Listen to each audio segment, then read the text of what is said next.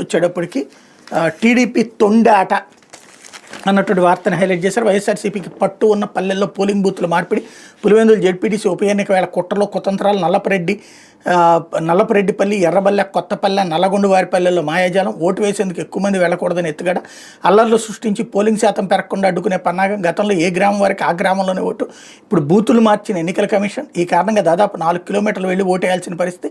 TDP కుట్ర రాజకీయానికి సహకరిస్తున్న అధికారగణం, టీడీపీ ప్రభావం నుంచి ఎన్నికల సంఘం బయటికి రావాలి ఎంపీ వైఎస్ అవినాష్ రెడ్డి, వైఎస్ఆర్సీపీ శ్రేణులపై వరుస దాడులు, బందిపోట్ల తరహాలో సమ్మెట రాడ్లతో బీభత్సం, ముందు రోజు సురేష్ కుమార్ రెడ్డి, అమరేష్ రెడ్డి తదితరులపై దాడి, మర్నాడు ఎమ్మెల్సీ రమేష్ యాదవ్, రామలింగారెడ్డిపై ఏకంగా అత్యాయత్నం, దాడులపై ఫిర్యాదు చేసినా పట్టించుకొని పోలీసులు, పైగా బాధితులపైనే కేసులు, తాజాగా వాళ్ళ ఫ్లెక్సీ వాళ్లే చింపేసి వైఎస్ఆర్సీపీ శ్రేణులపై కేసులు అన్నటువంటి వార్తని హైలైట్ చేశారు. అలాగే పోలింగ్ కేంద్రాలు మార్చొద్దంటూ పులివెందులు జెడ్పీటీసీ ఉప ఎన్నికపై రాష్ట్ర ఎన్నికల కమిషనర్కు వైఎస్ఆర్సీపీ విజ్ఞప్తి, పోలింగ్ కేంద్రాల మార్పు పూర్తిగా అధికార దుర్వినియోగమే, ప్రజలు ఓటు హక్కు వినియోగించుకోకూడదనే కుట్ర అన్నటువంటి వార్తని హైలైట్ చేశారు. లేకపోతే తురకా కిషోర్ ఎట్టకేలకు విడుదల, మాచర్ల మున్సిపల్ మాజీ చైర్మన్ కిషోర్ని తక్షణమే విడుదల చేయాలని గురువారం హైకోర్టు ఆదేశం. అదే రోజు అర్ధరాత్రి జైలు అధికారులకు ఉత్తర్వులు అందించిన న్యాయవాది, మా పేరుతో రిలీజ్ డేకి డైరెక్షన్ ఎవరందును విడుదల చేయలేమన్న అధికారులు, దీంతో గురజాల కోర్టుని ఆశ్రయించిన కుటుంబీకులు, విడుదలకి జడ్జి ఆదేశం అన్నటువంటి వార్తని హైలైట్ చేశారు. లేకపోతే కోర్